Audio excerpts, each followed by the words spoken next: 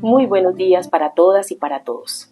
Para mí es un placer estar hoy con ustedes atendiendo esta invitación que nos hiciera nuestra presidenta del Tribunal Administrativo de Cundinamarca, la doctora Carmen Amparo Ponce Delgado.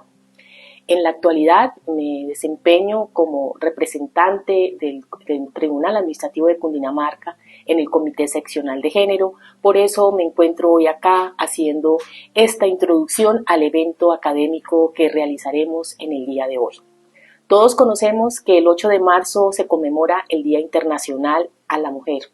Esta fecha fue establecida por la ONU para reconocer y celebrar los logros y contribuciones que las mujeres en la sociedad, así como para promover la igualdad de género y los derechos de las mujeres en todo el mundo.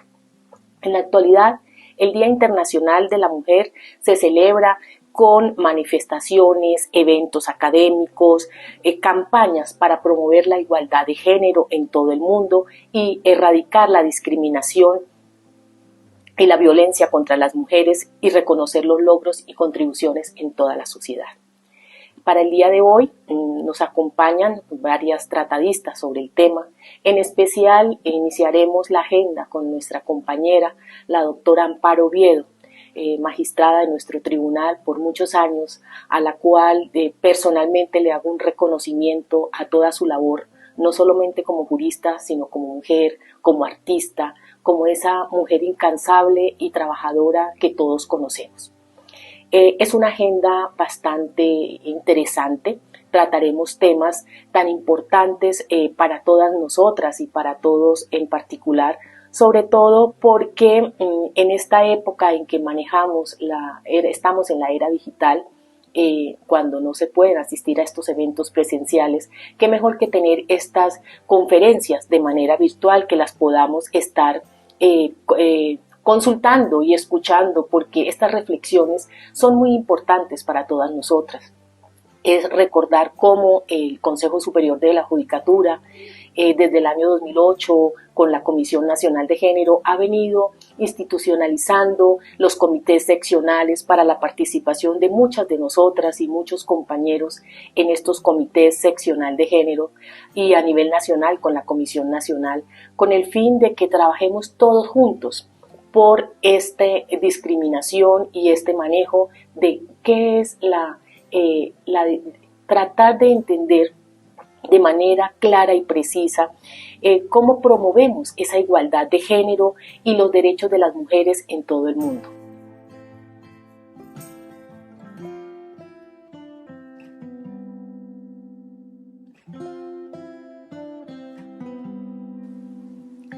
Un cordial saludo para todas las personas conectadas a esta transmisión. Agradezco a la señora presidenta del Tribunal Administrativo de Cundinamarca, doctora Carmen Amparo Ponce Delgado, por invitarme a este espacio para hacer una reflexión con ocasión del Día Internacional de la Mujer, 8 de marzo. Me referiré a la formación iniciada en perspectiva de género en la rama judicial y la necesidad de avances en la práctica para contribuir eficazmente a erradicar la cultura patriarcal que subsiste en todos los espacios de la vida cotidiana y en la institucionalidad de la rama judicial. Este año 2025 cumple 30 años la Declaración y Plataforma de Acción de Beijing, que es el plan mundial más importante para lograr la igualdad de derechos por y para todas las mujeres y niñas. Este plan fue adoptado por 189 gobiernos en 1995 durante la Cuarta Conferencia Mundial sobre la Mujer. Allí se fijaron unas líneas de acción: empleo, economía, la participación política, la paz, el medio ambiente y, en fin, el fin de la violencia contra las mujeres y las niñas en todo el mundo. Este debe ser entonces un año de balances para hacer una evaluación de qué ha ocurrido con las políticas en los distintos estados, en las distintas instituciones, alrededor de la puesta en práctica de esa igualdad de derechos de mujeres y de niñas. ONU Mujeres, con razón, dice que los propósitos allí dispuestos estaban y están encaminados a que se equilibren las estructuras de poder, de modo que todas las personas gocen de igualdad de oportunidades en el mundo. Y alerta diciendo que, ya sea que se trate del problema de la pobreza, la educación o la acción del clima, la consecución de los 17 Objetivos de Desarrollo Sostenible depende de que se logre la igualdad de género. Esos objetivos, como la plataforma de Beijing, están definidos a escala mundial. Será imposible entonces alcanzarlos si no se cuenta con la mitad de la humanidad, las mujeres y las niñas. Eso significa que jamás acabaremos, dice, con la pobreza, ni mejoraremos la salud o detendremos el deshielo del planeta, entre otros objetivos, si no se respetan y realizan los derechos de todas las mujeres y las niñas.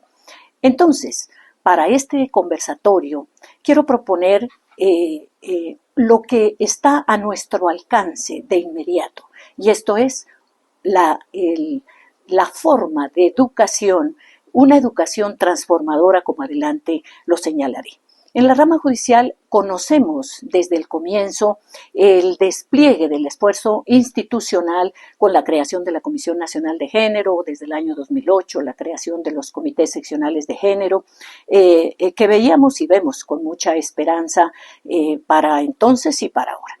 Han pasado 17 años y la rama judicial ha mantenido ese esquema institucional con varios matices de acuerdo a la conducción de quienes pasan por esos puestos de representación, tanto nacional como seccional, donde hay hechos muy significativos de la continuidad de esa política de formación que desde el comienzo se diseñó a través de la Escuela Judicial Rodrigo Lara Bonilla.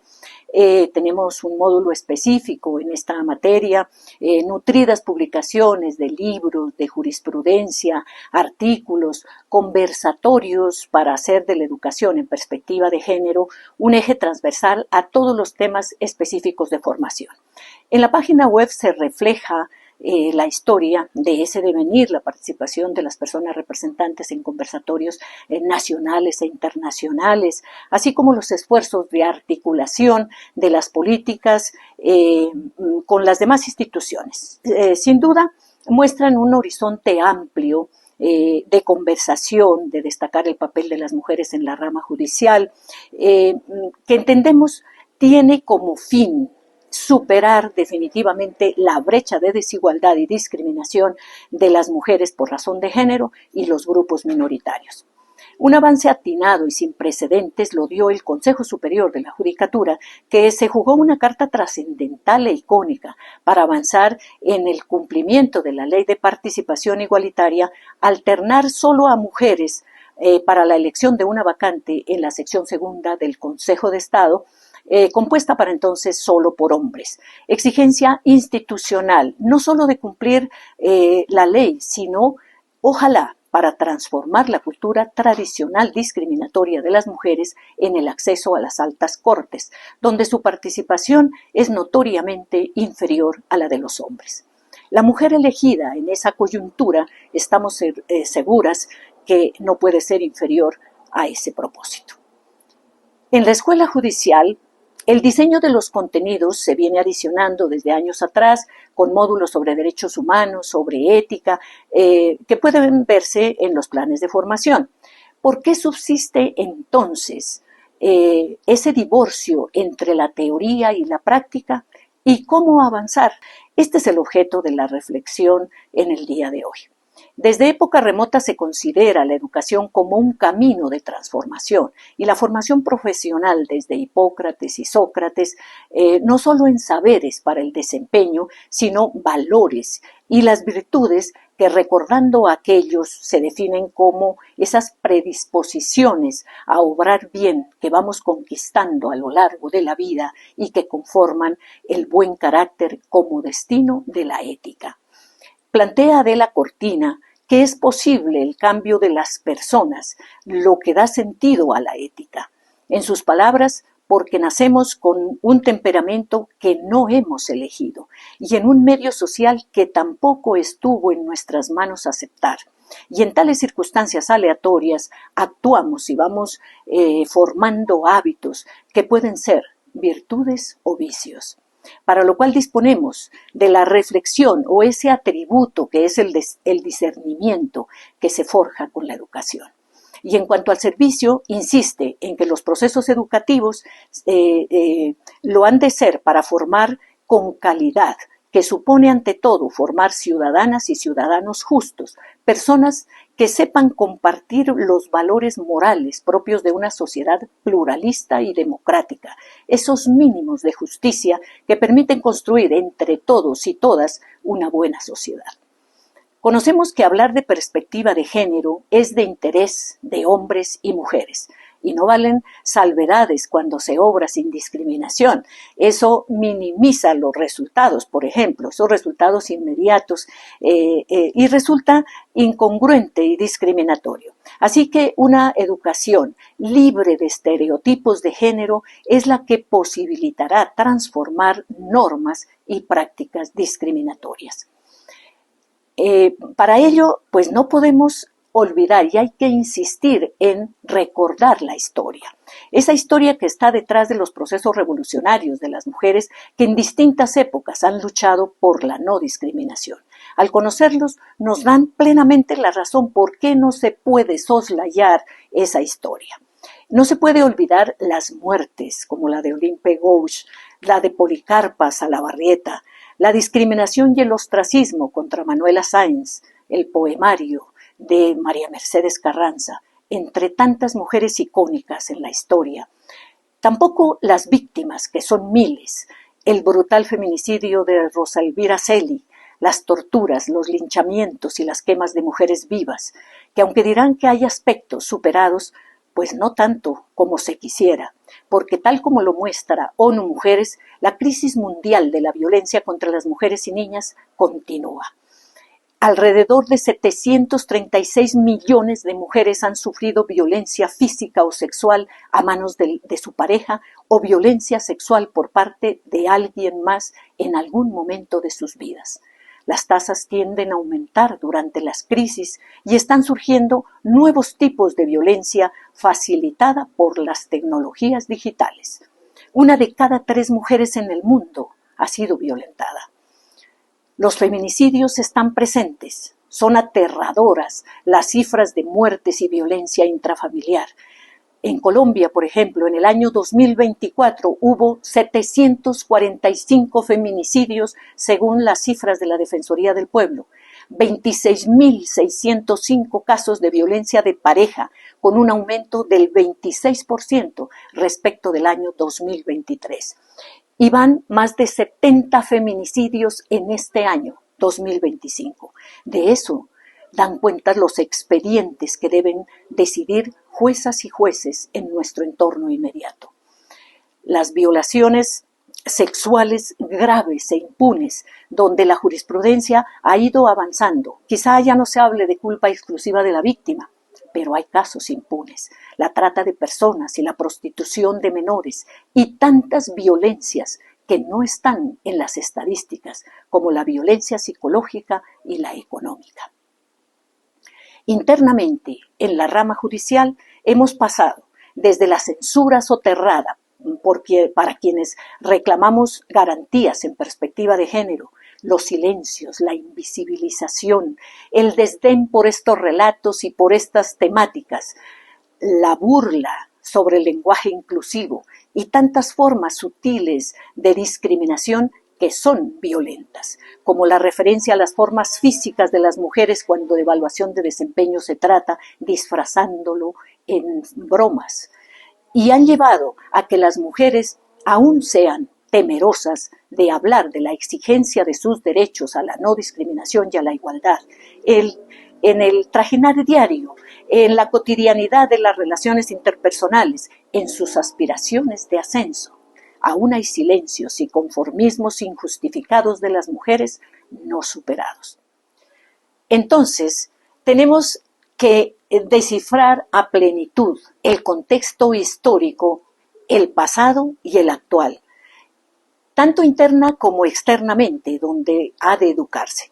Tener presente la diversidad cultural y multiétnica el entorno natural y ambiental, que no es otra cosa que esa íntima relación con la educación en derechos humanos y el derecho convencional, donde allí se evoluciona y se nutre internamente esta categoría de derechos con razones suficientes que justifican sus luchas y sus conquistas.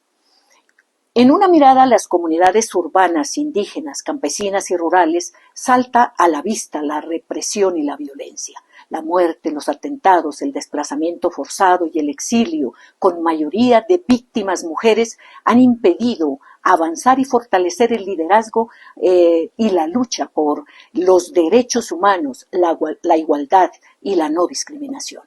El abandono de los padres que dejan madres cabezas de familia sin alternativa económica, la violencia intrafamiliar, la desigualdad económica discriminatoria en el sector urbano y rural, y qué decir en el rural donde históricamente las mujeres no han accedido de manera igualitaria a la propiedad de la tierra, por ejemplo. El acoso sexual en entornos laborales continúa. Las viudas y huérfanos de la guerra que no cesa están allí y en aumento. Todo lo vemos en los procesos que juzgamos y en las decisiones que además no son pacíficas. Son batallas en las que la pasividad puede llevar a perpetuar la discriminación.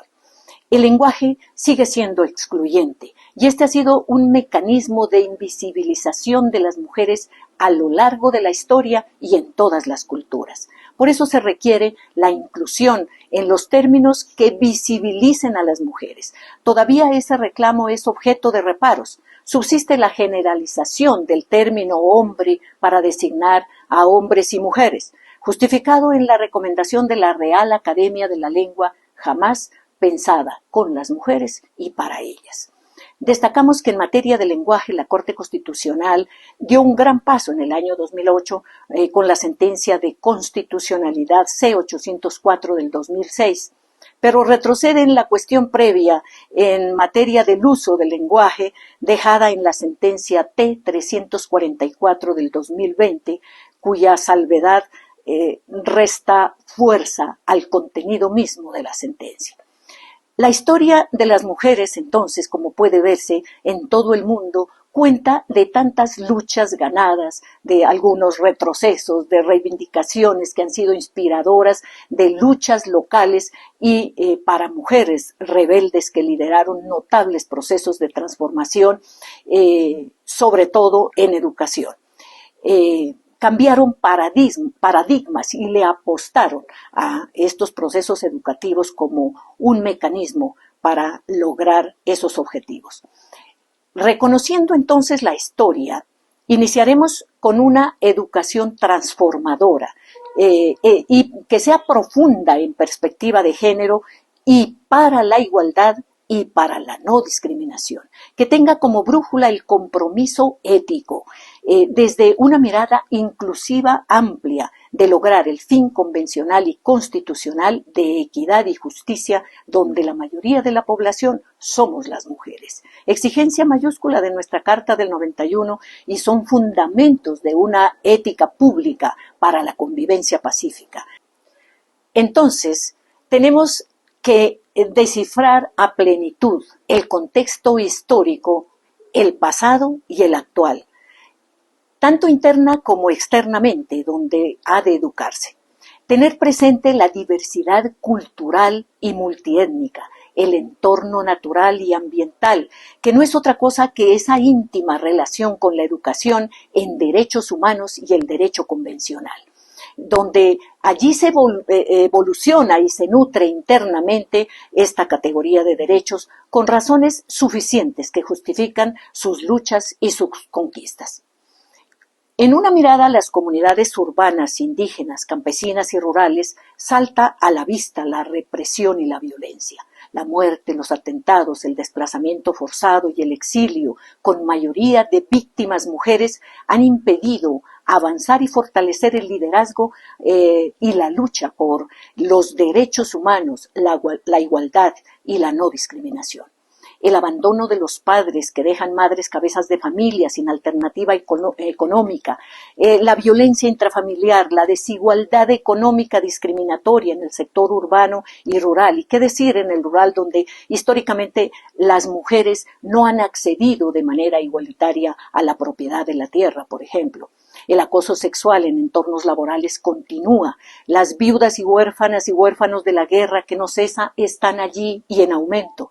Todo lo vemos en los procesos que juzgamos y en las decisiones que además no son pacíficas. Son batallas en las que la pasividad puede llevar a perpetuar la discriminación. El lenguaje sigue siendo excluyente y este ha sido un mecanismo de invisibilización de las mujeres a lo largo de la historia y en todas las culturas. Por eso se requiere la inclusión en los términos que visibilicen a las mujeres. Todavía ese reclamo es objeto de reparos. Subsiste la generalización del término hombre para designar a hombres y mujeres, justificado en la recomendación de la Real Academia de la Lengua, jamás pensada con las mujeres y para ellas. Destacamos que en materia de lenguaje la Corte Constitucional dio un gran paso en el año 2008 con la sentencia de constitucionalidad C-804 del 2006, pero retrocede en la cuestión previa en materia del uso del lenguaje dejada en la sentencia T-344 del 2020, cuya salvedad resta fuerza al contenido mismo de la sentencia. La historia de las mujeres, entonces, como puede verse en todo el mundo, cuenta de tantas luchas ganadas, de algunos retrocesos, de reivindicaciones que han sido inspiradoras, de luchas locales y para mujeres rebeldes que lideraron notables procesos de transformación, sobre todo en educación. Cambiaron paradigmas y le apostaron a estos procesos educativos como un mecanismo para lograr esos objetivos. Reconociendo entonces la historia, iniciaremos con una educación transformadora y que sea profunda en perspectiva de género y para la igualdad y para la no discriminación, que tenga como brújula el compromiso ético, desde una mirada inclusiva amplia de lograr el fin convencional y constitucional de equidad y justicia, donde la mayoría de la población somos las mujeres. Exigencia mayúscula de nuestra Carta del 91 y son fundamentos de una ética pública para la convivencia pacífica, entendida como aquella que, en palabras de Peces Barba, conforman el orden justo y estable de la sociedad, del Estado y del derecho, ese conjunto de valores superiores, principios y derechos contenido en la idea de justicia, que el ordenamiento jurídico de una sociedad democrática debe realizar. Tales categorías son hoy reglas convencionales y constitucionales de obligatorio cumplimiento que se han ido dejando de lado en la práctica por ausencia de profundización en su visión crítica y explicativa y también ausencia de formas organizativas bien planificadas y estructuradas institucionalmente de manera coherente, razonada y universal para buscar efectos que además sean medibles en el tiempo. Es imperativo que todas las personas nos pongamos las gafas violeta, en la metáfora de Gema Lienas, para una vista crítica desde la perspectiva de género. Y veremos cómo las causas de la exclusión, la desigualdad y la discriminación están en nosotras y en nosotros mismos, en hombres y mujeres inermes que padecemos y toleramos la desigualdad, la inequidad y la discriminación sin una posición política frente a la opresión de género, caminando sin reproche alguno. La educación en perspectiva de género es también una educación para la paz. Es una educación para la democracia ampliamente participativa. Es esa educación para esa participación bien informada y crítica, para la ciudadanía y para el desarrollo sostenible y la conservación, formando lo que llamaríamos una tríada imprescindible, como dice Ribota, de la relación de personas entre sí, en su individualidad y como integrantes de la sociedad humana. La relación de las personas con el Estado y las organizaciones políticas, parte de la sociedad política, y la relación de la humanidad con la naturaleza, con el medio ambiente, como partes de ese ecosistema social y natural. O en búsqueda de el mejor vivir, como dirían nuestras comunidades ancestrales. La justicia como una sola persona en su conjunto, unida por estos propósitos de propiciar y vivir una vida digna, debe reflexionar a profundidad sobre esa historia de nuestra realidad interna y externa para seguir fortaleciendo la jurisprudencia que marque el camino de la igualdad y no discriminación.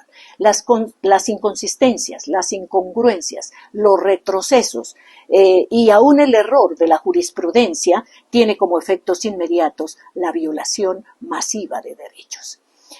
Es en la práctica cotidiana donde las mujeres y los hombres debemos mostrar los avances de esa educación transformadora que ha propuesto el Consejo Superior de la Judicatura a través de la Escuela Judicial Rodrigo Lara Bonilla, en la que ha contado y cuenta con financiación para estas tareas de formación especializada y entonces debe llevarnos a hacer una profundización, universalización y evaluación exhaustivas.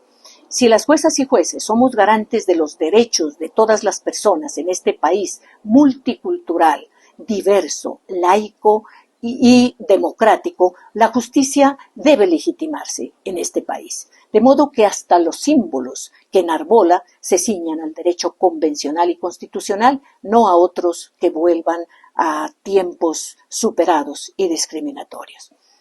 Que se asimile por todas y todos que los reconocimientos de los derechos de las mujeres no son una dádiva para ellas, y no esperemos las mujeres que, como en algo se ha avanzado, debemos conformarnos, porque el peligro de retroceso está cada día latente y real. Hay muchas amenazas actuales en el mundo global de resurgimiento de ideologías tradicionales que buscan la vuelta atrás en la conquista de los derechos. Y eso repercute internamente en nuestros estados y en nuestras instituciones.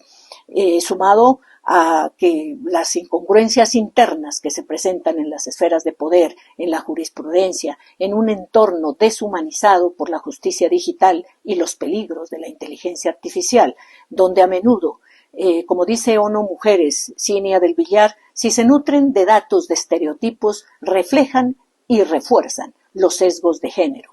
Estos sesgos pueden limitar las oportunidades y la diversidad, en especial en ámbitos como la toma de decisiones, las contrataciones, el otorgamiento de préstamos y las decisiones judiciales.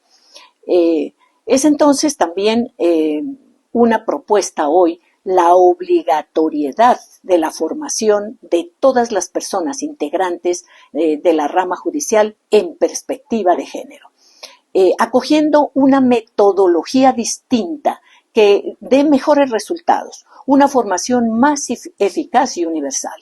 La escuela diaria, por ejemplo, propongo, en el sitio de trabajo, podría generar nuevos espacios dialógicos, cuyo éxito puede asegurarse si son ampliamente participativos, por supuesto a partir de los contenidos que ya tenemos estructurados, pero que partan ese estudio y esa iniciativa de formación también que parta desde el seno de los puestos de trabajo, de las secretarías, de los tribunales, del personal administrativo, de la rama judicial, de las cortes, de las personas empleadas de altas cortes, desde esos espacios donde se valore el pensamiento crítico que se construye en el diálogo, que desde antaño lo proponía Freire para la educación, con el fin de generar capacidad de transformar en beneficio general el servicio de justicia. Que haya en cada despacho judicial 1 hora mes para la reflexión colectiva y la evaluación de los avances en materia de igualdad y no discriminación. Que se canalicen esas valoraciones y se fortalezca donde se presenten las deficiencias. En este proceso formativo no puede desestimarse a ninguna persona, porque cada persona, cada mano que se va a preparar en este tejido que proponemos, cada pie que va a caminar en esta dirección, es supremamente importante. Todas las personas contribuyen al propósito institucional y son el eslabón y el engranaje necesario que hay que ir formando de manera mutua, que sirven además de autocontrol para buscar los resultados que esperamos y lograr en la práctica vivir los derechos, donde muera la indiferencia de hombres y mujeres en rescate de la dignidad. Hay que propiciar una ruptura con toda forma de corrupción, con toda forma de discriminación. Que sea una educación de compromiso con la ética, para contribuir a la vez a formar personas humanas que puedan dar de sí esos valores no medibles estadísticamente y más allá del deber funcional. Por otro lado, el esfuerzo para el avance de la jurisprudencia tiene que ser colectivo. Ya sabemos en qué realidad vivimos.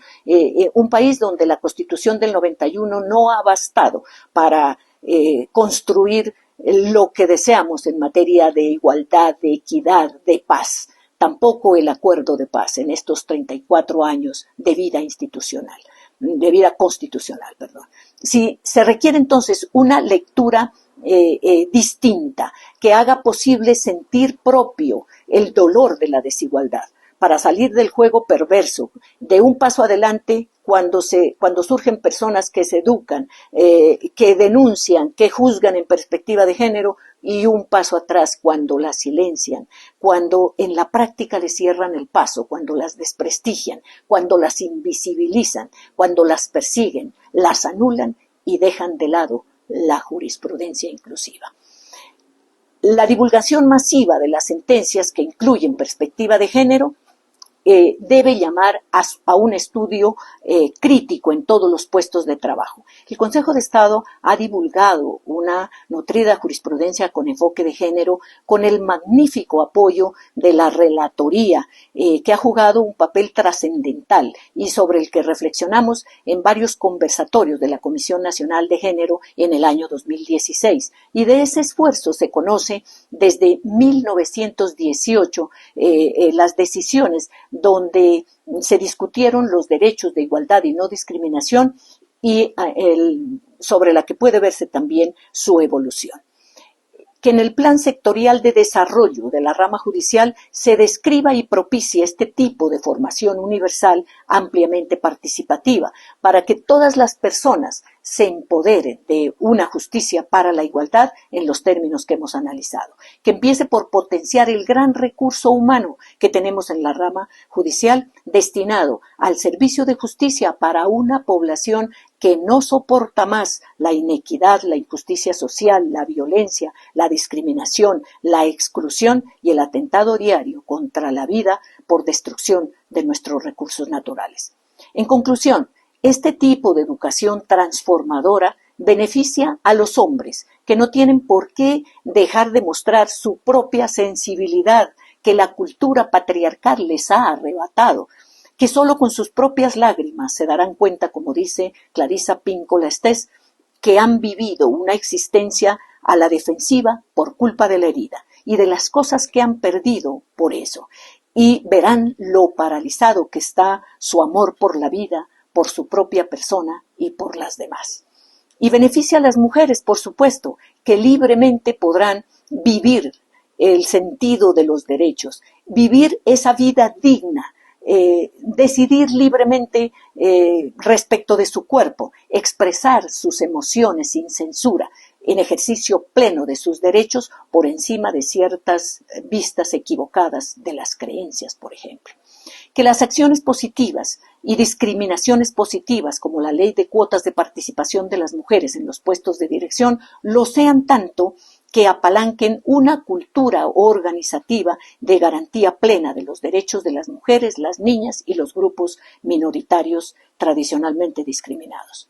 Así que esperamos que la vida y las sociedades democráticas tomen un mejor rumbo, apelando a la razón en público, a la que recurría desde el siglo XVIII Mary Wollstonecraft, cuando en la dedicatoria de su libro Vindicación de los Derechos de la Mujer, en carta a Perigord, dijo: Deseo, señor, hacer algunas investigaciones de este tipo en Francia, y si ellas confirman mis principios, cuando su constitución sea revisada, los derechos de la mujer pueden ser respetados si resulta completamente probado que la razón demanda tal respeto y exige justicia para la mitad de la raza humana.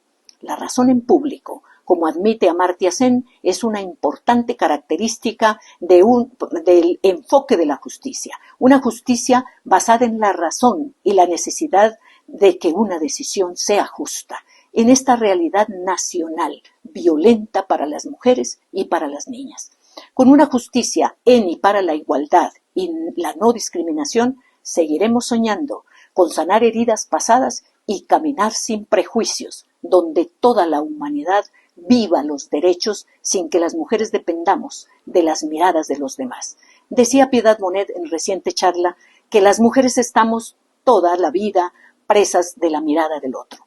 Superar estas barreras culturales solo lo otorga una educación fortalecida que debería partir de la familia para un cambio de rumbo radical, para comprender y transformar nuestro país, descrito por palabras en contraste, por García Márquez como la patria inmensa de hombres alucinados y mujeres históricas, cuya terquedad sin fin se confunde con la leyenda, y las de María Mercedes Carranza como el espacio que nadie mira de frente, de norte a sur la desconfianza, el recelo de sonrisas y cuidadosas cortesías. Haga algo, señora, dijo frente a una pintura famosa, para no verla morir entre memorias tristes.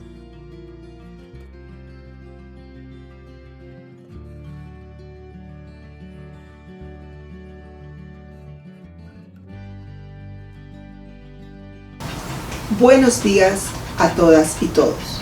Un cordial saludo a las personas que acompañan al Tribunal Administrativo de Cundinamarca a conmemorar el Día Internacional de la Mujer. En este conversatorio vamos a hablar de las diferencias y del derecho a la igualdad en la Administración de Justicia. Para hablar de este tema, me acompañan la doctora Vanessa Suelco.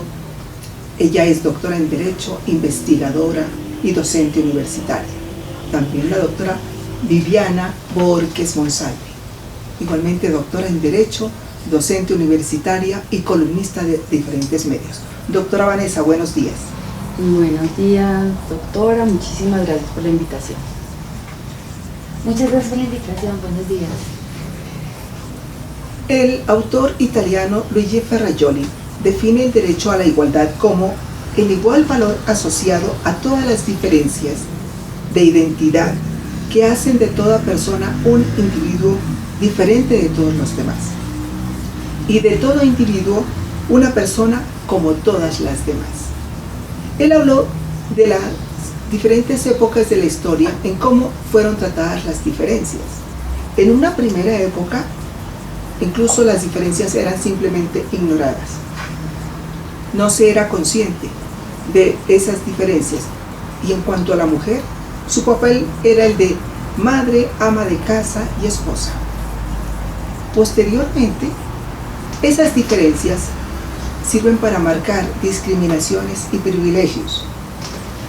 Así, ¿quién era privilegiado? El hombre blanco con propiedades, y por el contrario, otras personas como los negros, las mujeres, los judíos, eran objeto de discriminación y hasta de persecución. Se habla de una tercera etapa en donde se trata de la homologación. Con las constituciones liberales se da un principio de igualdad en abstracto, de manera que serán tratados por igual aquellas personas que se acondicionen a ese modelo de homologación. ¿Y cuál es ese modelo? El hombre blanco propietario. En esta época de homologación,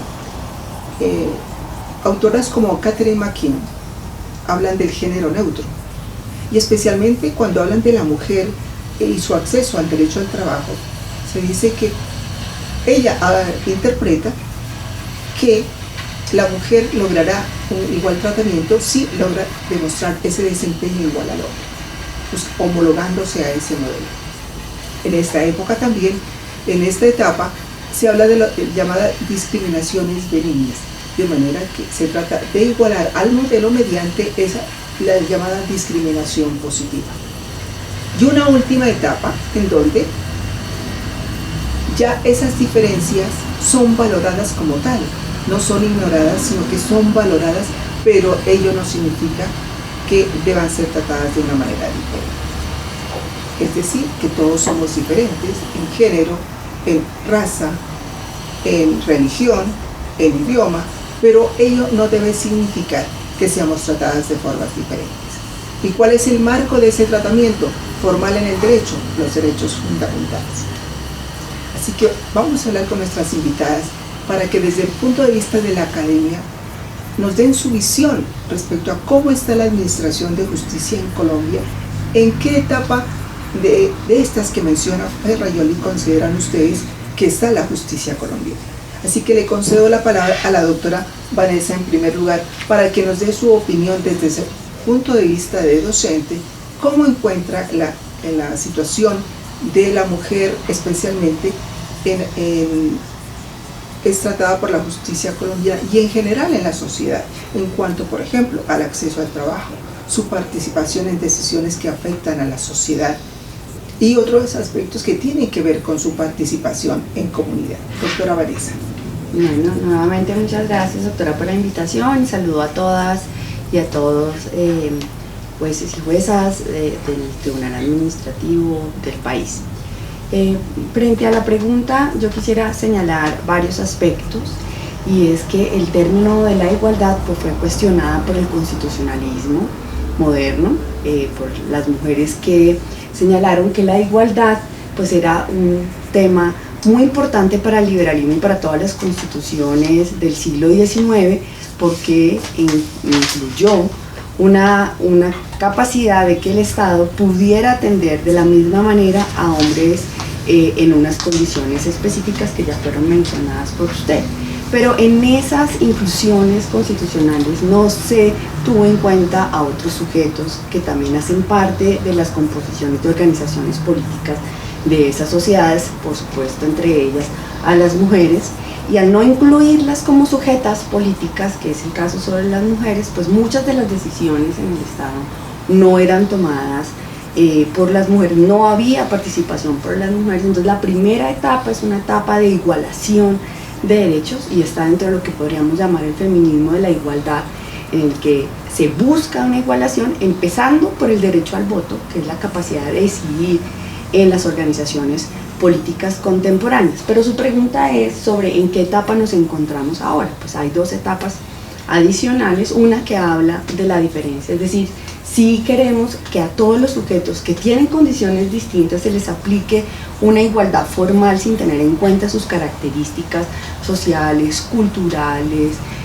sus capacidades de aculturación, su propia educación, su lugar de residencia, sus propias capacidades pues, que han tenido en el transcurso de su vida, y eso ha implicado también que tengamos en cuenta la igualdad, no solamente en un sentido formal, sino también una igualdad que iguale a sujetos que tradicionalmente han sido discriminados porque dentro del constitucionalismo moderno no fueron incluidos como sujetos políticos en esas primeras constituciones del siglo XIX, y eso condujo a una discriminación estructural y sucesiva en el constitucionalismo, no solamente europeo, sino también americano, y por supuesto bebiendo esas fuentes latinoamericanas. Muy bien. Y doctora Viviana, ¿usted cómo analiza el tema del acceso de la mujer a la justicia y a otros ámbitos de la vida cultural en el país? Bueno, muchas gracias por la pregunta. Yo creo que en materia judicial Colombia, y si nos comparamos con muchos países de América Latina, es la justicia, el sistema judicial es líder en avances en temas de igualdad, y esto no se ha dado de un día para otro. Yo creo que se ha desarrollado más de 30 años de jurisprudencia, y si uno analiza la jurisprudencia también va como por esas etapas, ¿no?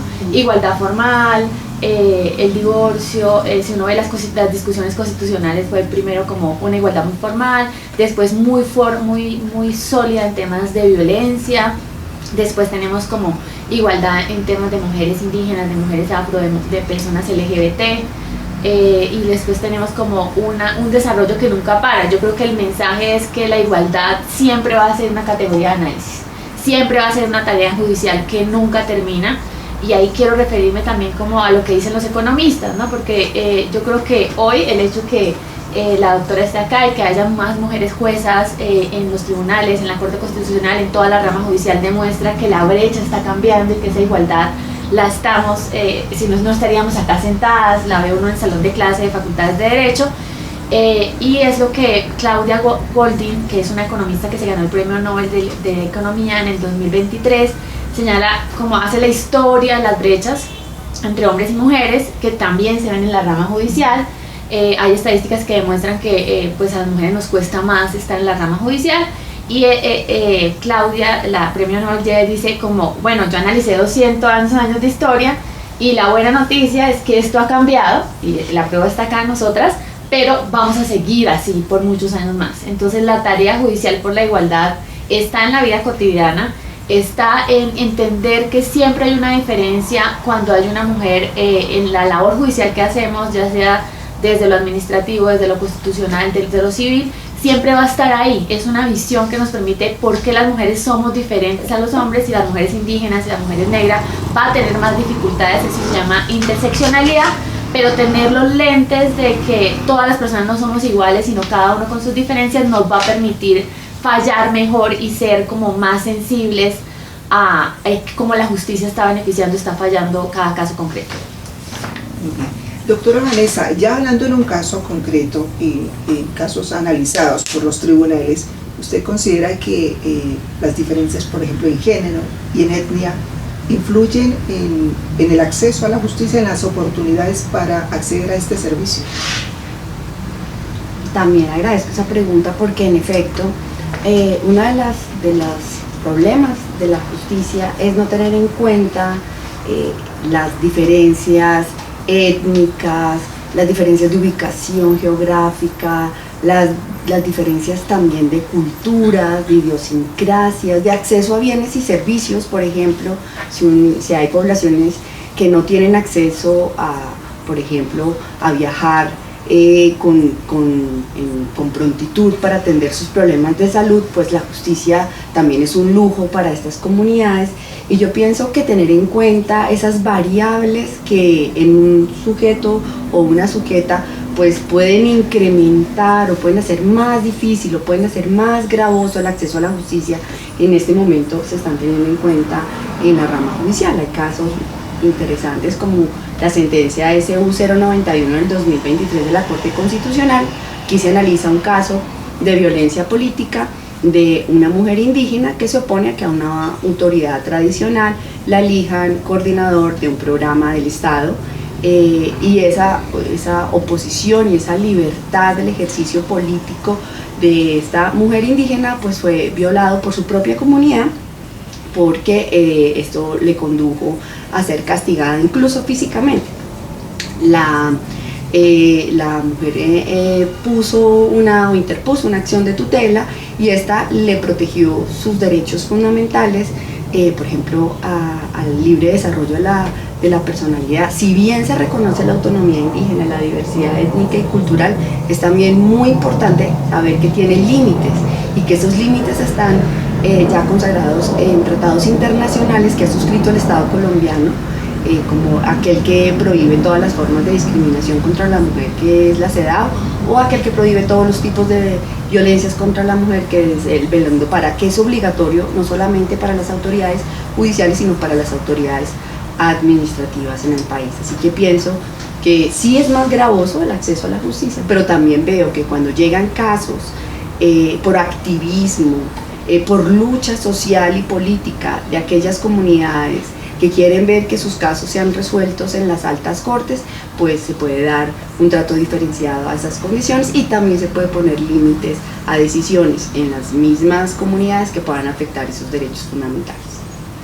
Gracias, doctora Vanessa. Doctora Viviana, la misma pregunta. ¿Tiene algún caso que usted haya analizado de derecho comparado entre los pronunciamientos de tribunales internacionales y nuestras tribunales, sea la Corte Constitucional o el Consejo de Estado, la jurisdicción contenciosa? Bueno, yo soy profesora de Derecho Comparado y yo creo que cuando comparamos nos damos cuenta que tenemos mucha ventaja en el sistema jurídico colombiano. Yo quiero poner un tema que parece muy polémico, pero que es muy importante a nivel de derecho comparado, y es el aborto. El aborto es un tema que siempre despierta muchas emocionalidades, muchas disputas a favor o en contra. Nosotros pues tenemos en Colombia la decisión, la sentencia C055 de 2022, es una sentencia de las más avanzadas de América Latina de un tribunal judicial, que despenaliza el aborto hasta la semana 24. Si uno ve el estándar y el rol de los jueces sobre la maternidad, es un tema de igualdad, lo toma así la Corte. Es un tema que en Estados Unidos duró en vigencia más de 50 años, con una sentencia de 1973, Roe versus Wade, y que 50 años más tarde se cambió de opinión para decir que se prohibía el aborto en Estados Unidos, y que se ha avanzado en otros tribunales, en el Tribunal Constitucional de Sudáfrica, en la India.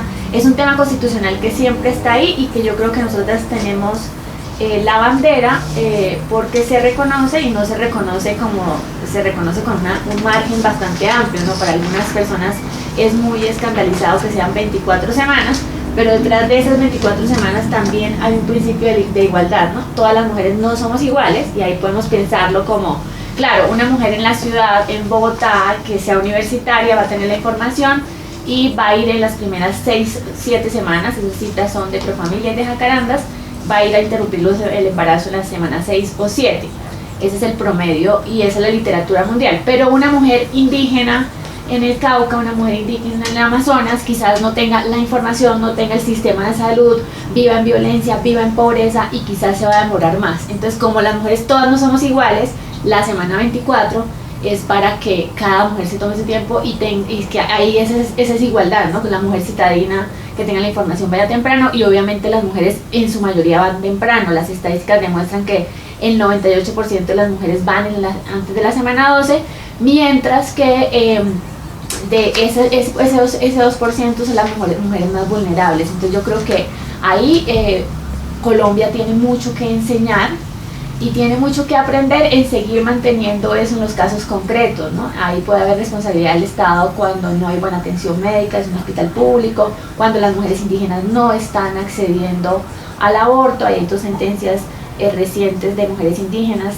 que fueron declaradas nulas por la Corte Constitucional. La Corte misma se la declaró nula, la T158 y la T430 de 2022. Y yo creo que el ejercicio de declararlo nula fue que reconoció su propio error, en la medida que es un caso muy interesante, porque decía que para las mujeres indígenas la comunidad era la que debía decidir colectivamente si decidía interrumpir el embarazo o no.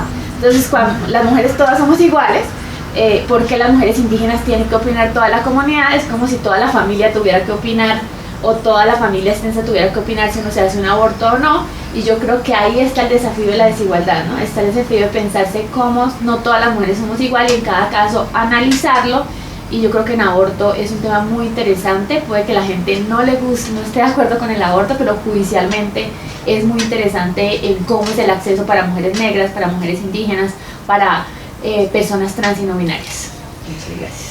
Doctora, a propósito de ese tema de percepción, aún las mujeres no somos conscientes de que podemos discriminar, o sea, de que discriminamos a otras mujeres, y lo hacemos mediante la condescendencia, una condescendencia que a veces es sutil, pero cuando la mujer urbana, educada, universitaria, como dice la autora, considera a otra mujer indígena, negra, pobre, ¿cómo la mira? Es condescendiente, y eso sería una forma de discriminación. ¿Usted qué opina, doctora? Bueno, yo creo que hay, digamos, como sociedad tenemos que iniciar un proceso de cambio cultural. Esto no solamente tiene que ver para los hombres blancos, propietarios, como usted inicia la conversación, que era precisamente el hombre, el sujeto político del siglo XIX, que ha variado en el tiempo, sino que también es un proceso en el que hay que entender diferentes formas de opresión. Entonces, una forma de opresión es las diferencias sociales, las diferencias de acceso a servicios, a educación, a salud, la posibilidad de tener una educación universitaria. Y eso en el contexto colombiano tiene muchísimas explicaciones y factores. Entre esas una discriminación en la cual atraviesa la clase social. Entonces, yo lo que considero es que tenemos que trabajar, no dar por sentado. Todas las mujeres conocemos las teorías feministas, conocemos la perspectiva de género, conocemos su importancia, sino es un trabajo que tenemos que hacer desde las universidades, desde la administración de justicia, desde las autoridades que ya están sensibilizadas en género, de entender esas diferencias y de dar un trato diferenciado, acorde con esas diferencias en la vida cotidiana y por supuesto en la administración de justicia. Pero en la vida cotidiana tenemos que ser coherentes y darnos cuenta que en efecto este es un país con unas brechas sociales y económicas entre regiones profundas, unas diferencias que han generado unas discriminaciones estructurales y sociales entre el centro y la periferia, y que cada uno de nosotros somos artífices de una posibilidad de transformación, entendiendo esas diferencias, entendiendo esa perspectiva de género en todas nuestras actuaciones, desde las más cotidianas hasta las más sofisticadas, que considero yo son la administración, una de ellas la administración de justicia, pero otra también puede ser las políticas públicas en las que dirijamos una atención teniendo en cuenta esas diferencias. Y mi opinión es que necesitamos trabajar más de construir a nuestro Estado, de construir nuestros sesgos, nuestros estereotipos, revisarnos personalmente o individualmente y también colectivamente como sociedad. Eso no es de señalamientos, sino también es de comprensiones individuales y colectivas. A propósito de ese concepto de que todos podemos ser discriminados y discriminar, aún el hombre blanco, rico, con recursos, es susceptible de ser discriminado cuando sea viejo. Todos vamos para allá y entonces podemos ser discriminados por el edadismo, que es otra faceta de la discriminación. Eso nos lleva a ser conscientes de que podemos discriminar sin darnos cuenta y también vamos a ser objeto de discriminación. Por eso ese trabajo tan importante que usted menciona al interior de toda la sociedad. Una última pregunta que quiero hacerles a las dos. Rebeca Solnit, en su libro ¿De quién es esta historia?, reflexiona sobre la credibilidad que suele darse a los relatos, según quien los haga, especialmente en temas técnicos o de connotación pública, en donde las mujeres parece que todavía tienen un terreno por ganar. A ustedes como profesoras, litigantes, conocedoras del derecho, ¿qué opinan sobre esto? Al interior de la justicia, cuando se resuelve un caso, ¿se le da más creencia a ciertas personas teniendo en cuenta esas consideraciones, esas diferencias que privilegian a unos y de pronto discriminan a otros? Bueno, yo creo que a las mujeres, como operan tantos estereotipos, y yo creo que los ejemplos de violencia sexual es donde a las mujeres muchas veces no nos creen, y ahí a propósito de la edad, a las mujeres jóvenes les creen menos cuando se trata de delitos sexuales, y yo creo que desmantelar eso en la vida cotidiana, como es la discriminación, nos va a tomar tiempo, y pues todas las personas tenemos sesgos. Las personas que están en la rama, las personas que litigamos, lo importante es identificar cuándo tenemos sesgo, si tenemos sesgo hacia las mujeres jóvenes, si tenemos sesgo hacia las mujeres migrantes, si tenemos sesgo hacia las mujeres negras. Y en delitos sexuales se ve muchísimo, ¿no? La sexualización de las mujeres negras, ¿no? Sí, de pronto porque ya lo sedujo porque es una mujer muy atractiva, o de pronto ya lo sedujo porque es una mujer muy joven y la relación del poder no la ven. Entonces yo creo que las narrativas sí nos dicen mucho en la administración de justicia, y en los delitos sexuales se traduce en la impunidad, ¿no? Cuando una narrativa, cuando una juez en labor judicial no le cree a la víctima, pues va a adquirir más pruebas, se va a tardar más tiempo, va a ser más largo y al final no se va a lograr la justicia. Y yo creo que cuando uno analiza no solamente las narrativas de la denuncia, sino el resultado es cuántas sentencias en materia de violencia sexual tenemos y cuál es la responsabilidad del Estado, si hay violencia institucional o no en esa credibilidad. Yo creo que la conclusión es que todavía hay mucho por mejorar, porque el 90% de hay impunidad en delitos sexuales y quizás es porque no hay narrativas. Me acabo de acordar de un caso de una mujer virgelina que mató a su violador y la condenaron a 20 años, presentaron una tutela, la Corte Constitucional el año pasado la dejó libre, pedían la libertad, la dejó libre y era parte de la narrativa. No habían creído que ella, pues que las mujeres también podemos reaccionar de forma violenta para sobrevivir y en un caso de violencia sexual pues es evidentemente cuál es el fin que perseguía, y creerle a la víctima cambia toda la historia, ¿no? Que ella sea esté libre o que ella esté en la cárcel, y el sistema judicial le cuesta eso en la vida cotidiana, pide más pruebas sistemáticamente. Entonces yo quiero también cerrar como cómo desmantelar eso en la vida cotidiana. Puede ser preguntándonos no solamente cómo está nuestro despacho en términos de hombres y mujeres, sino también cómo están las labores de cuidado que asumimos en la vida cotidiana, en la vida personal, y empezar a transformarlas y a tener una visión diferente cuando nos enfrentamos a diferentes tipos de mujeres, tanto en la vida personal como en la vida cotidiana. Doctora Vanessa, y respecto a este tema de la credibilidad, según quien lo diga, ¿ha analizado usted algún caso de los tribunales internacionales en donde se tenga especial consideración respecto a la versión del relato de la persona involucrada en el proceso? ¿Cómo lo ha analizado la justicia internacional? Sí, en efecto hay varios casos, hay dos casos que yo quiero resaltar: el caso González y otros, denominado, conocido como Campo Algodonero versus México. Aquí no se tuvo en cuenta por parte del Estado y las autoridades, quien debían investigar diligentemente los asesinatos cometidos en Ciudad Juárez, y tampoco se sancionó y se encontró a los responsables con la diligencia y la preocupación de un crimen de la gravedad de estos asesinatos.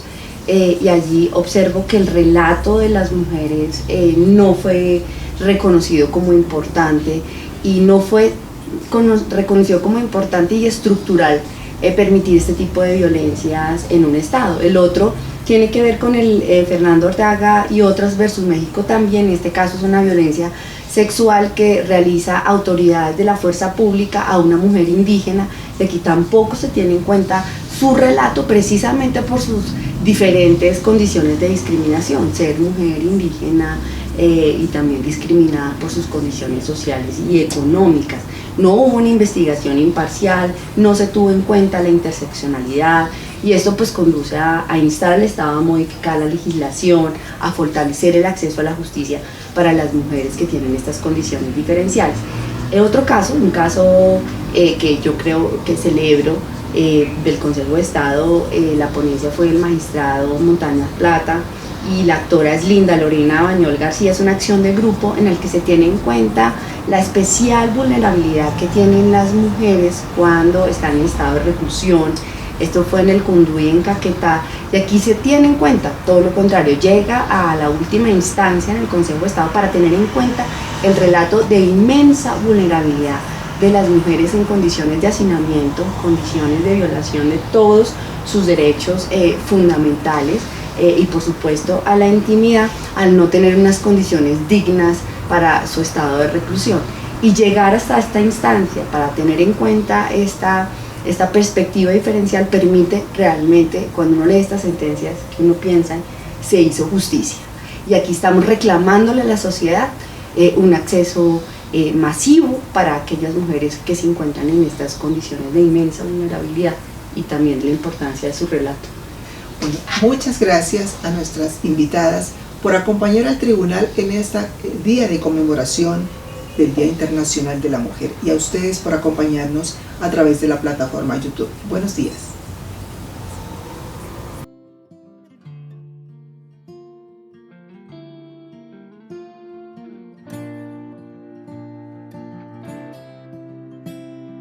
Muy buenos días.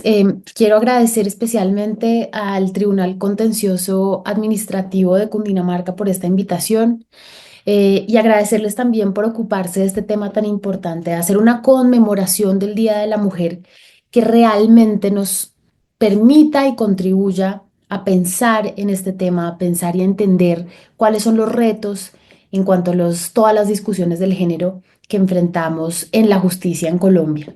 Y me parece importante que hoy celebremos a las mujeres del sistema judicial, a las juezas, a las magistradas, a las escribientes, a quienes colaboran, por supuesto también a las abogadas litigantes, a todas las que pertenecemos y nutrimos de alguna manera el sistema judicial. Es para mí un honor poder compartir hoy este escenario con ustedes. Me han asignado además un tema un poco curioso, un poco especial, porque pensaría uno que no tiene mucho que ver con la justicia. Y quiero iniciar esta reflexión contándoles una historia que sé que va a ser muy cercana a todas ustedes. Y me disculpan, señores, que hable hoy para las mujeres. Tenemos pocos días al año en el que podemos hacer esto y lo voy a hacer. Eso no quiere decir que no esté también dirigiendo esta reflexión para los hombres que alimentan el sistema judicial, porque si no hacemos un trabajo mancomunado entre los géneros, no podremos llegar a una igualdad entre ellos, que es por supuesto beneficioso no solo para el género femenino, sino para todas las personas que participan del sistema de justicia.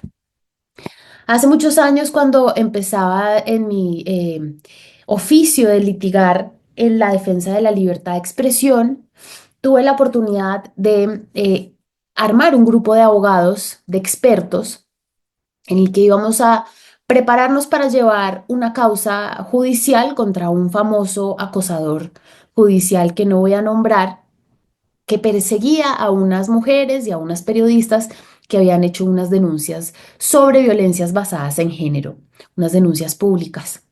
A esa reunión invité a una de las personas que más sabe de derecho penal desde mi perspectiva, a una doctora en violencias basadas en género, en derecho penal con enfoque de género, una académica que ha escrito innumerables aportes para este tema, que también en ocasiones litiga.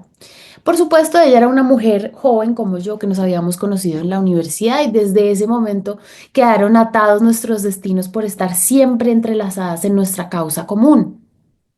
A esa reunión también fue otro gran experto en libertad de expresión, un queridísimo amigo con quien hablamos de esto después, siempre nos reímos. Y el amigo decidió proceder a explicarnos en la reunión de qué se trataba el delito de injuria y calumnia. Él hizo una presentación muy básica en la que hablaba sobre los elementos del tipo y todas las cosas que explican los penalistas cuando hablan de este tema, sobre las protecciones y reservas de la libertad de expresión, incluso el debate de la despenalización de estos delitos, y se lo explicó a esta experta. Cuando acabó la reunión, yo me sentí muy avergonzada y le pedí excusas a mi amiga, que era una doctora en derecho penal y que tuvo que soportar casi 2 horas y media de una explicación de algo, pues a todas luces básico que ella conocía hace décadas. Y porque esta persona presumió que ella no lo conocía. ¿Sí? Y estoy segura que muchas de ustedes han pasado por circunstancias similares en su discurrir básico cotidiano con la justicia. Se han encontrado en circunstancias en las que una persona, especialmente un hombre, les explica un concepto, una circunstancia, un proceder que ustedes ya conocen a la perfección. Y de eso se trata el mansplaining. En su etimología, la palabra es una palabra que proviene de la cultura anglosajona y quiere decir la conjunción de dos palabras, man y explaining, que es hombre y explicación, y entonces se juntan para formar una sola que deriva en mansplaining, la explicación de los hombres. Y es un fenómeno que recorre desde la vida cotidiana, desde la relación de pareja, hasta la vida profesional, hasta los debates públicos en la discusión pública. A todas las mujeres que sabemos de algo, sea grande, sea poco, sea útil o inútil, se nos ha explicado por parte de un hombre eso que ya sabemos. Ese fenómeno que ha sido un poco develado y descubierto por las mujeres desde hace ya casi una década, por los movimientos feministas alrededor del mundo, es una forma de micromachismo que parte del preconcepto de que nosotras necesitamos siempre contribución y colaboración para entender algo complejo o no, y entonces parte de que no lo sabemos, de que no tenemos la experticia y de que no contamos con las posibilidades de poder impartir y recibir ese conocimiento. Eso pasa todo el tiempo en el sistema judicial y creo que muchas de las que me escuchan pueden relacionarse con ese fenómeno. Es una explicación sobre temas que ya conocemos con la presunción de que no los sabemos.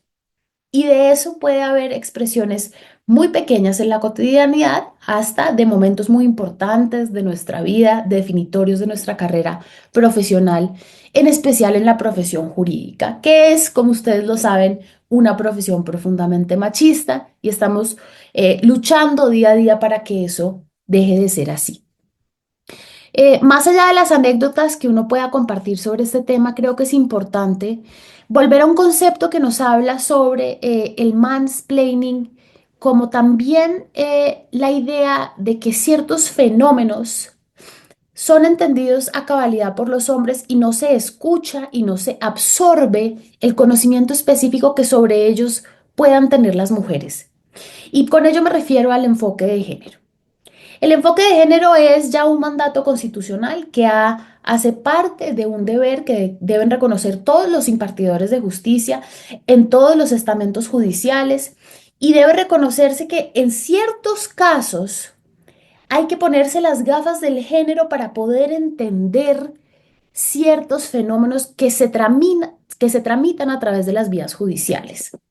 Eso quiere decir que hay ciertas circunstancias que implican que no necesitamos mansplaineada judicial, sino que se nos escuche y se aprecie nuestra mirada de los asuntos. La Corte Constitucional ha reconocido ciertos criterios para hablar del enfoque de género y cuándo debe reconocerse. Y creo que es importante señalar cuáles son esos criterios, porque en últimas habla de algo más profundo que las simples historias graciosas de mansplaining que podamos haber sufrido o vivido en nuestra carrera profesional, sino de cómo podemos hacer que ese mansplaining no se traduzca a casos que hagan oídos sordos a las necesidades de género de la justicia.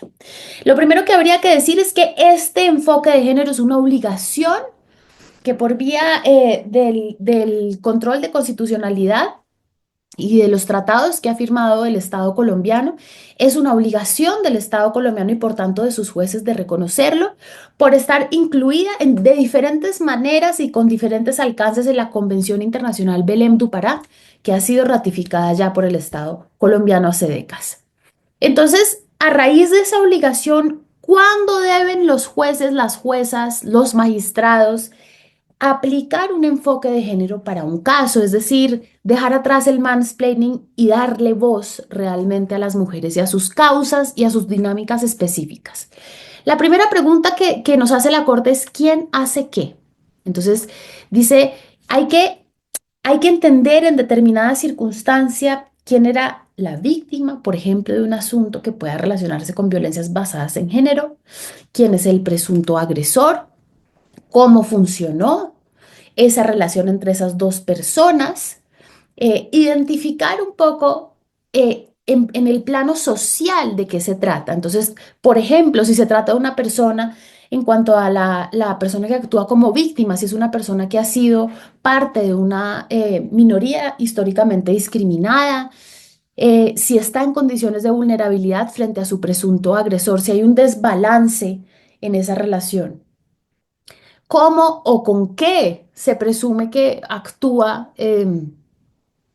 esas dinámicas de violentación de la igualdad de género? Si hay recursos, cuáles son las posibilidades con las que cuenta cada parte para actuar, para manifestarse en la circunstancia concreta que ocurrió.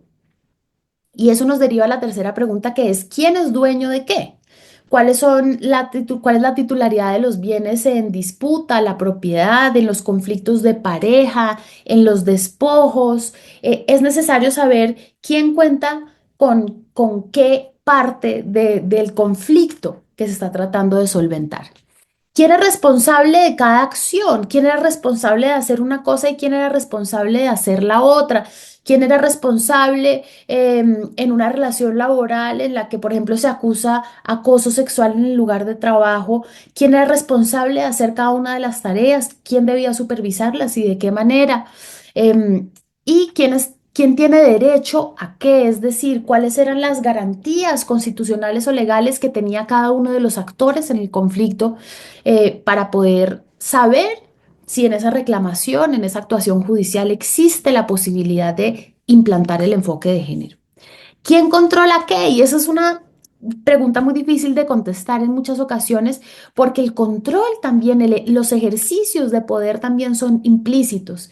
Y quiere decir que en muchas ocasiones no tenemos absoluta certeza de lo que en apariencia puede ser una relación entre iguales. Muchas veces está intercedida por una cantidad de desigualdades sociales, políticas, económicas, financieras, que generan desigualdad entre las partes.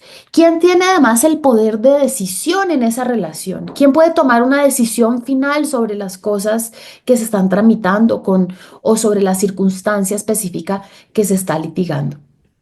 ¿Quién recibe qué? ¿En virtud de qué podemos explicar cómo termina la relación? Cómo cada una de esas personas se le atribuye algo al final de la relación. Y cuál es la base de la situación que estamos analizando. Hay un matrimonio, hay una relación laboral, hay una cercanía, hay un abuso de una situación pasajera, etcétera. Es decir, cómo llegaron a estar en esa circunstancia las personas en las que estamos. Cuando nos empezamos a hacer estas preguntas, podemos entender con mejor claridad la distancia que hay aún en nuestro ordenamiento legal y en la manera como lo aplicamos entre los géneros y poder entender que el enfoque de género no es favorecer a las mujeres porque sí, no es favorecer al género femenino porque sí, sino entender que hay ciertas dinámicas que actúan con mucha fuerza en las relaciones sociales que después se traducen al sistema de justicia, pero que no son explícitas, que no están en la Constitución, que no están en los códigos y que muchas veces no se hacen explícitas tampoco, no las hacemos explícitas los y las abogadas litigantes. Eso no quiere decir que en muchos de esos casos haya que ponerse las gafas del enfoque de género para entender cómo actúan. Y esto podrá sentirse ajeno, tal vez en esta jurisdicción, pero no lo es porque el enfoque de género puede atravesar cualquier causa, incluso una causa de contratación estatal, una causa laboral contra el Estado. Hay muchas circunstancias que no es el típico caso de un divorcio contencioso, un proceso de familia, de alimentos, en los que claramente puede ser más fácil identificar el enfoque de género. En todas las jurisdicciones debe existir esa pregunta. Cuando se enfrenta siquiera la duda de que hay que hacerse estas preguntas que ha planteado la Corte Constitucional para saber si existe o no el enfoque de género en determinado caso. Porque si ustedes se fijan en lo que realmente es el mansplaining judicial o su eliminación, es que ocurra lo que los movimientos feministas de América Latina y el mundo llevan diciendo décadas y es que se crea a las mujeres en sus relatos, que se dote de voz, de agencia su voz. Y eso quiere decir, no, por supuesto, que se nos crea absolutamente todo sin pruebas y que no haya la posibilidad de que en ciertas ocasiones se abuse de estas alegaciones, como por supuesto lo hay, aunque es estadísticamente profundamente reducido, menos del 5% de los casos. Pero realmente es entender que para esas desigualdades sociales estructurales sobre las cuales descansa el patriarcado, sí se traducen en el actuar de la justicia, sí se traducen en el actuar de las entidades y autoridades estatales. Y en la medida que se traduzcan a esos escenarios, es importante que todos los funcionarios, hombres o mujeres de cualquier rango, reconozcan que esa desigualdad inicial existe y den un paso para atrás cuando enfrentan el análisis de cada causa. Y por eso es importante creer a las mujeres con buenos estándares, creer a las mujeres con criterios fijos. Por ejemplo, la Corte Constitucional que ha protegido el derecho al escrache, a la denuncia pública en medios de comunicación o en redes sociales de violencias basadas en género, no está diciendo usted puede ir a acusar de cualquier cosa a cualquier hombre y se le tiene que creer. Hay unos criterios.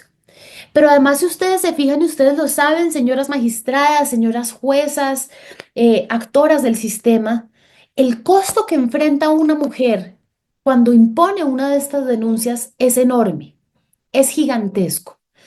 Esperamos que cada vez quienes trabajamos en este movimiento sea menos el costo, pero en muchas ocasiones ese costo implica una transformación total de la vida y un empeoramiento de muchas de sus condiciones.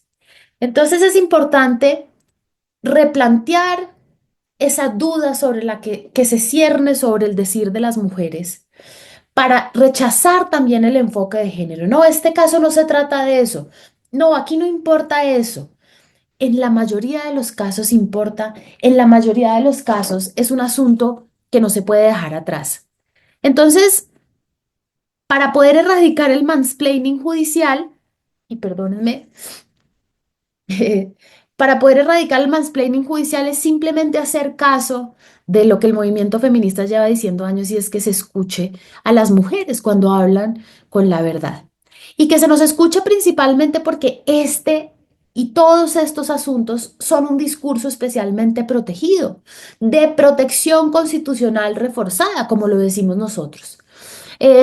Y para eso también es claro la jurisprudencia de la Corte Constitucional que habla, y cito expresamente, el discurso que tiene por objeto la denuncia de la violencia basada en género contra la mujer cuenta con una protección reforzada en razón a que constituye un asunto de interés público y que tiene connotaciones políticas de reivindicación de derechos humanos de un grupo tradicional y estructuralmente discriminado. Esta naturaleza del discurso especialmente protegido no quiere decir que es invencible y no quiere decir que no pueda ser mal utilizado. Lo que sí quiere decir es que las voces de las mujeres y de sus causas dentro de las diferentes y muchísimas formas de tramitología procesal que tenemos en nuestro complejo sistema de justicia, hay un escenario casi siempre en el que debe mirarse y hacer esas preguntas del enfoque de género. ¿Por qué? Y voy al punto, perdón la demora. En la medida que la justicia patriarcal siga interpretando nuestras vidas, las cosas que nos pasan, las circunstancias que nos atraviesan como mujeres, la justicia seguirá mansplaineándonos lo que somos nosotras. Y fíjense que es el mismo concepto. Ellos nos explican, por ejemplo, por qué una mujer se queda en una relación o permanece muchos años en una relación en la que es acusada y abusada, acosada y abusada.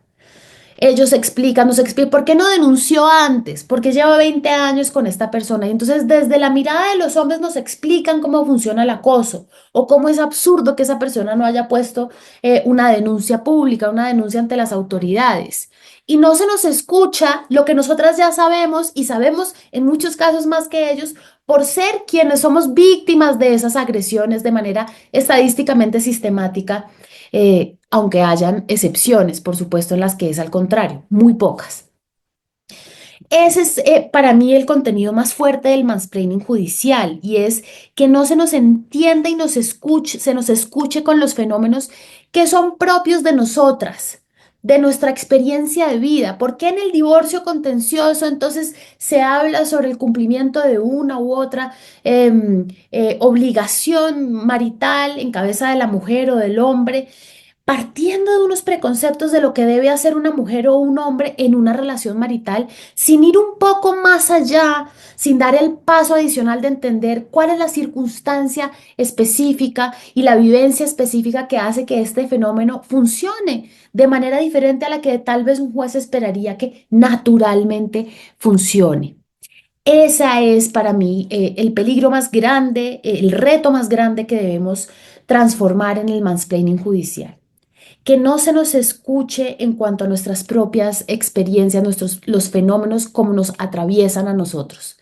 Lo otro es un tema gracioso, por supuesto, que venga el colega que le explica a la señora procesalista cómo funciona un juicio específico, ella ya lo sabe, se ríe, le dice, no me mansplainie.